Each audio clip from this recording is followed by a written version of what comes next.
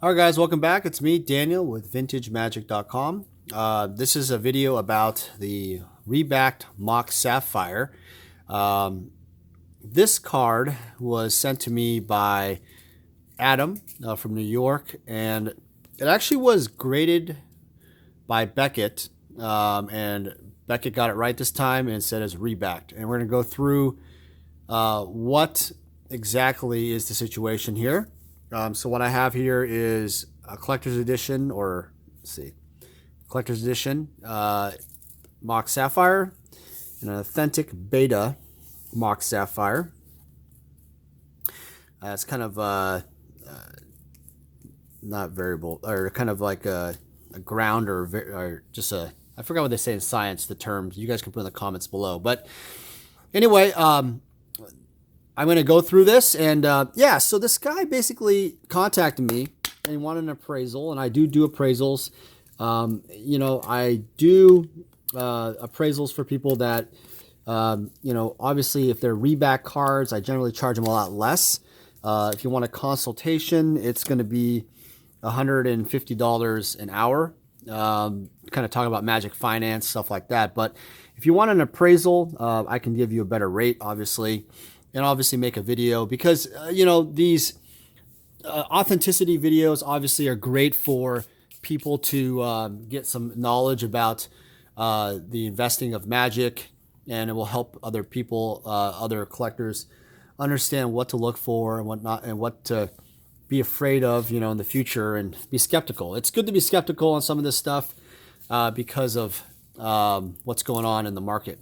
So real quick, the beta mock Sapphires, as I'm filming this video, is, you know, I say played ones are going for about $3,000 to $5,000. Collector's edition ones are about, I don't know, anywhere from $500 to $800 depending on the condition.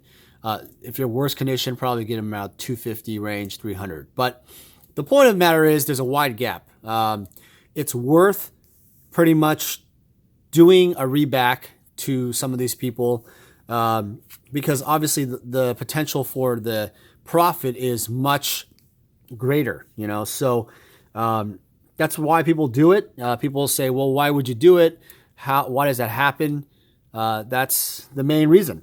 So one thing, before I even look at the print test, which is probably the most damning evidence, is I always look at the shininess factor, the bend test. If it automatically bends, you know, you notice that it already has this kind of bend to it that stays. And that's usually a hallmark of a reback card. I also look at the shininess. I don't know if you guys can see. I got the lighting. So see how right there, see all that gloss? It's extremely glossy right there. So I don't know if you guys can tell. I mean, there isn't a lot of like gluing dots. No, that's pretty not, that's a hallmark of a bad reback. This is actually a really good reback. I mean, it's played, really beat up and played, so you can't really tell. The edges, I mean, I don't know if you guys can see it, but they're pretty solid and they're dirty. So this seems to me like probably showed a lot of love and play over the years, and I don't know, probably exchanged hands multiple times. People assume that they were a real card. So one thing I do notice when you do these is that you make sure you might line it up and see if there's any kind of sizing issue. So actually, let's see. I don't know if you guys can see this. It's hard to pull on camera, but it's off by a little bit. Do you see how right there? So if I press it down, watch this. See it right there? See how the top, that's the beta edition, and the card in the front is the reback. It's literally shorter. It's thinner. And then maybe if I put them together, do you see that? It's hard. It's kind of hard, isn't it? Yeah. You know what I'm going to do? I'm going to pan the camera in with one hand. So I want you guys to see this. Yes, that's really close. Yeah, that's good. So let me go ahead and do that real quick. Give me a second. I'll be right back. All right, guys, welcome back. And yes, I mean, Nutmeg is absolutely nuts. She's over 3 months now. Puppy. She's making a mess here. All right, guys, so back to the video. This 60 frames per second is really powerful, too. I see why people really like it. So I think that's about right. Okay, do you see that? Okay, so that's lined up basically exactly on the bottom, but I want you guys to look at the top. See how it's a little bit bigger on the real card? And also look very carefully. Look, this is really interesting. Look at the Magic the Gathering back on the right. And look how dark that brown is. And look at the lightness, more of a lighter approach. So pull out your alpha betas. You'll notice some differences. That's for sure. All right, next I want to show you guys here is the... so the other thing I look for is the centering. You know, the centering is really critical for this. You'll notice that the centering for the reback is exactly the same as the collector's edition. Look at that. Almost dead on. See how small it is on the left and bigger on the right? That's a hallmark for almost all collector's edition. They were cut really poorly, and that's just the way it is. Whereas the beta, now some of you guys might, you know, say, well, Dan, the beta obviously, you know, could be off-centered. I mean, I guess, but knowing my Magic cards and knowing the history of Magic cards, mock Sapphire betas generally are not off-centered to that level. There might be some top to bottom off-centering on this card, but left to right is generally pretty decent. It's not like a Birds of Paradise situation. All right, next we're going to do what I call the print test.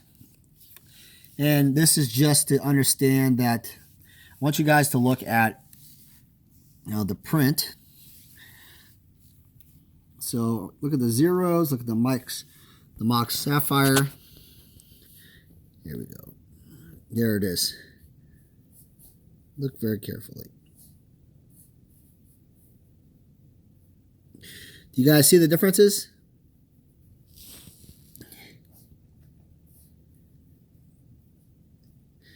So notice carefully, the middle is kind of the real one as a benchmark. The zero for the mock Sapphire zero casting costs on the collector's edition ones were actually centered very nicely, actually, in retrospect to like the betas. Much more centered, whereas the original beta was a little bit to the right. Let's look at the print. Print is pretty close, but you can tell that the collector's edition has a little bit of a sharpness, not as light. Other thing I look for is the Dan Fraser artist, which is huge. On some cards, it's very damning. This one's a little tough. I mean, it's a little rough to point out, but I'm trying to get it at the right light. It's hard. There we go. That's better. So, do you see that? Let me get that right there. See how the top two are pretty much the same, and the authentic one here's the top, the collector's, stop it. Okay, so the fake one, the very reback one, is the darker gray. Do you see that? And see how this is a lighter gray? The font's a little bit less blurry. That's the key. And then let's do the same thing. They're pretty much exactly the same for the tops. All right, guys. Well, I'm sorry to say this, Adam. It is 100% rebacked. Even though if it passed the light test, it is considered a reback. I'm sorry that it was an eBay purchase and you can't get your money back, but hope you guys learned something, and watch out for those rebacks. Thank you again.